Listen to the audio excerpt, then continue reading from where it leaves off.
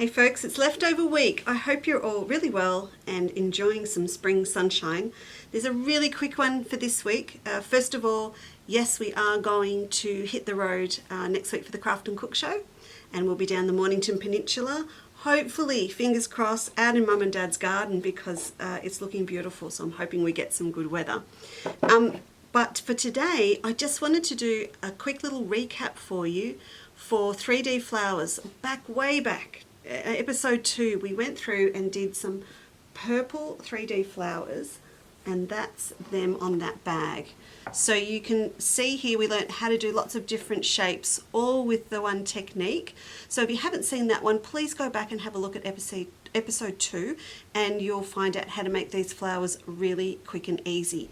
So to go with that show, I'm going to show you a couple of little extra tips and ideas today. And one of them is not just using one fabric that you can embellish with embroidery and maybe some little beads or diamantes after you've made your flower, but preparing your fabric before you sew your petals. So I've got here 2 pieces of fabric, and I'm going to pre-piece these so that we then use these as a whole piece to make our petals. Now, if you get an idea, I'm going to be making some poppies with these. So what I'm going to do is just sew these all together, right sides together. I've got a solid black and a batik, so for me it doesn't matter, with a 1/4 inch seam, and then I'll show you what's going to happen next. So there you go, I've sewn these together and I've pressed them so they're nice and flat, but I've also pressed the seams open. You can do them in one direction if you want, but there's a reason why I have done them this way. It's so that I get a little bit more stabilization underneath, because next I'm going to add a decorative stitch. So if these are going to be my poppies, then it would be really nice to have that little pop of bright green that you get inside the center of a poppy on my petals. So I'm going to add that now, and then it'll be showing up in the center of all my flowers when I'm finished. There's lots of decorative stitches that you could use on your sewing machine, but I have decided today, I'll go this way, that I'm just going to use a blanket stitch, and I'm going to use a nice long blanket stitch. So it kind of looks like little stamens inside the flower. So I'll choose my blanket stitch, and I'm going to make the horizontal lines, if you like, on my blanket stitch really long.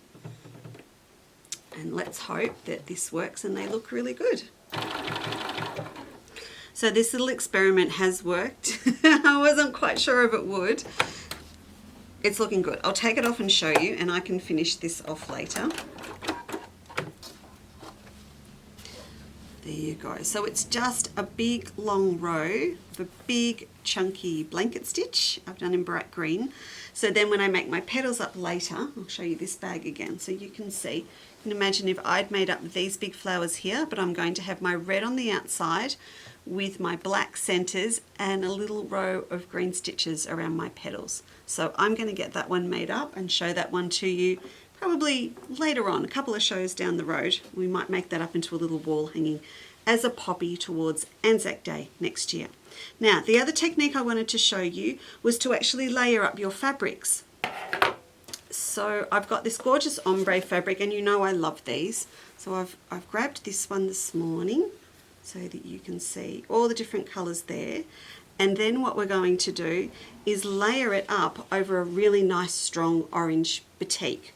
So I backed a whole strip of my ombre in paper backed adhesive. So you can use Flies-A-Fix or Steamer Seam 2, whatever you like. And then what I did was cut it right down the middle, but in a curve.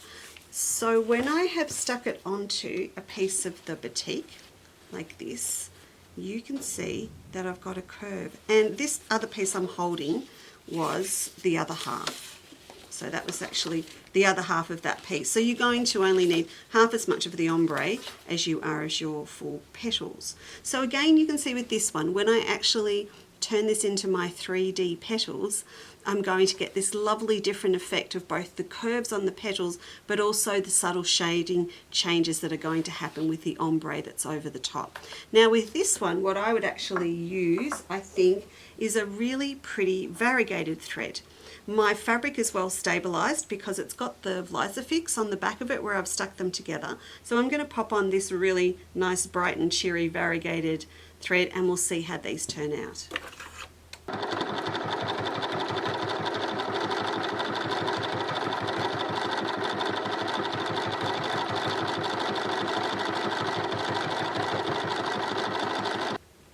This is looking really cute. I'll hold it up and show you. Can you see that? So I'm using a little satin stitch on my banana to secure down and enclose the raw edge of the piece of ombre I've put over the top.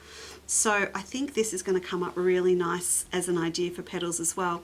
I may not do that same shape that I'm going to do with the poppy ones. So instead of doing this one here, I might actually do some more pointy petals instead, so that they're narrower, and I'm not going to see maybe as much of the wave of the applique that I've put on, but I think they're all going to be really cute. So I hope that's just an extra idea for you of what you can do with episode 2. There's lots of different things. It's absolutely endless, and we may even still come back and do a whole show on how to use different 3D flowers. Again, where I have done that little line here, think about it, you could actually couch on a beautiful braid over that spot there instead, do some hand embroidery stitches instead, whatever you want to do.